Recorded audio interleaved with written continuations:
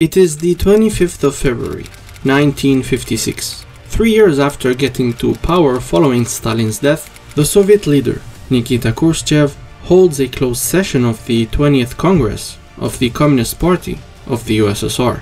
He begins uttering words that would change history forever by criticizing Stalin, words that fell on the attendees like thunder and caused an irreparable rift in the communist world. This is the historiographer, and today the history behind Khrushchev's secret speech and the fate-changing consequences that followed will be explored.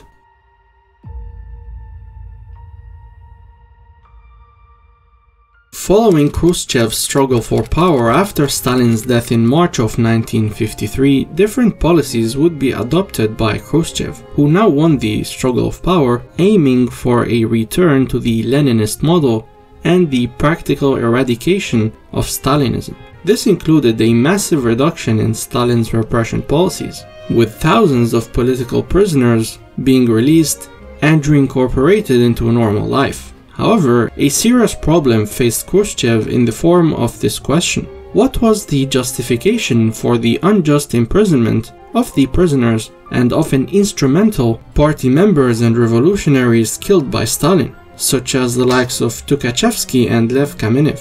Khrushchev needed a scapegoat, and fast, lest the idealized image of communism weaken. This is why Khrushchev writes in his memoirs, "We now have stopped repressions and have freed many unjustly enjailed citizens who managed to survive. Very soon, they and their relatives will start to ask us, how could this happen?" Nikita Khrushchev's answer was to simply reveal the truth about Stalin's atrocities and shatter Stalin's cult of personality, thereby allowing him to not only address this question, but also weaken his Stalinist enemies within the Politburo. Khrushchev decided to strike first, and on the historic day of the 25th of February 1956, on the 20th Congress of the USSR's Communist Party, Khrushchev revealed a grim report to his comrades, a report formally named On the Cult of Personality and Its Consequences, where he began by saying, "Comrades, quite a lot has been said about the cult of the individual and about its harmful consequences. The Soviet Union's anthem does not contain a word about the Communist Party. It contains,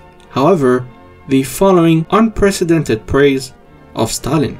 Stalin brought us up in loyalty to the people. He inspired us to great toil and deeds." In these lines of the anthem, the whole educational, directional, and inspirational activity of the great Leninist party is ascribed to Stalin. This is, of course, a clear deviation from Marxism-Leninism, a clear debasing and belittling of the role of the party. To add fuel to fire, Khrushchev released the previously classified Will of Vladimir Lenin, in which Lenin specifically warned against Stalin in his dying days, where Lenin wrote, "Stalin is excessively rude. Because of this, I propose that the comrades consider the method by which Stalin would be removed from this position and by which another man would be selected for it, a man who would differ from Stalin in only one quality, namely greater tolerance." By now, there was tumult in the hall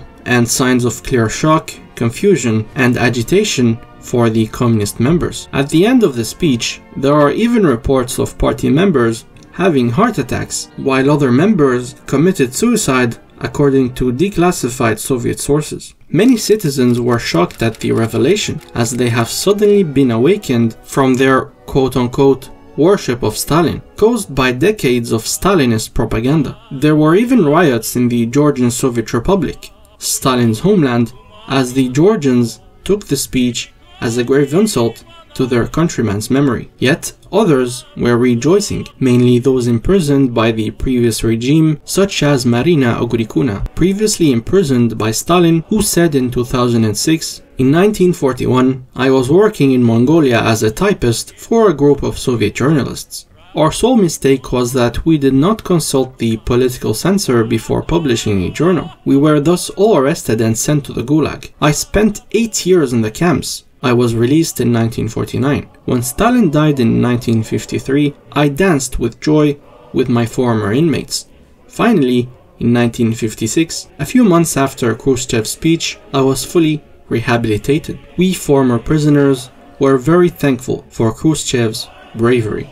The speech thus bolstered Nikita Khrushchev's liberalization efforts, where media censorship was further relaxed and several economic reforms were enacted. However, while it is true that the secret speech generally strengthened Nikita's position in the USSR, it did the opposite outside of it. With the leaking of the speech by the Israeli intelligence agency Shin Bet in April of 1956, and with the widespread circulation of said speech in Western newspapers, which were now being distributed incognito in the Eastern Bloc, the populace of the Eastern Bloc countries were galvanized into action. Indeed, in October of 1956, Hungarians took to the streets to protest against the Stalinist government of Mátyás Rákosi. This revolution succeeded, where a new government led by Imre Nagy announced its withdrawal from the Warsaw Pact. In nearby Poland, Polish citizens took to the streets in what is known as Polish October of 1956. Polish citizens protested against the last remnants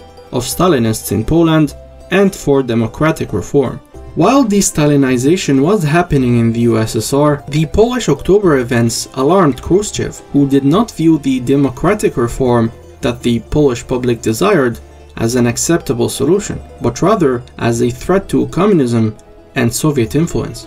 In brief, with his speech, Khrushchev had unintentionally set up a time bomb which now exploded in his face. As such, with the Eastern Bloc crumbling before his own eyes, Nikita Khrushchev was ironically forced to use Stalinist methods by sending in the Soviet Red Army to brutally crush the new Hungarian government of Imre Nagy, which they did by early November of 1956, while in Poland a diplomatic resolution was reached.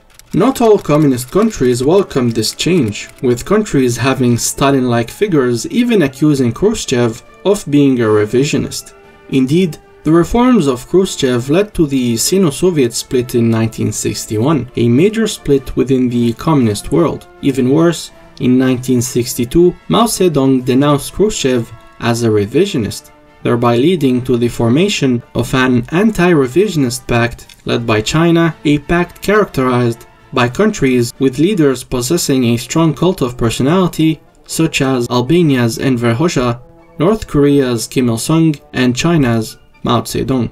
In the West, the secret speech caused a significant disillusionment in Western communist parties, where the US Communist Party even lost 30,000 members. Following the Cuban Missile Crisis in late 1962, Khrushchev's popularity shrunk to new lows, where his failure was used by his rivals, where he was eventually deposed in 1964 and succeeded by Leonid Brezhnev, retreating to his dacha in the countryside where he wrote his memoirs. What followed was 20 years of decay under Brezhnev, as well as the reversal of many of Khrushchev's liberal reforms. Yet, Khrushchev would influence a young man by the name of Mikhail Gorbachev, who would later on serve as the leader of the Soviet Union from 1985 until its collapse, adopting many reformist policies such as the Glasnost in an attempt to save the crumbling Union. In conclusion, the secret speech of Khrushchev in 1956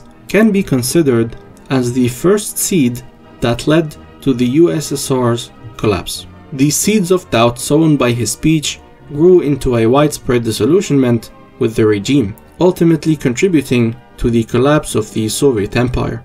Khrushchev's secret speech underscored the inherent weaknesses and contradictions within the Soviet system, hastening its demise and reshaping the geopolitical landscape of the 20th century. If you liked this video, then consider subscribing to spread history. This has been The Historiographer, and for now, see you in the next video.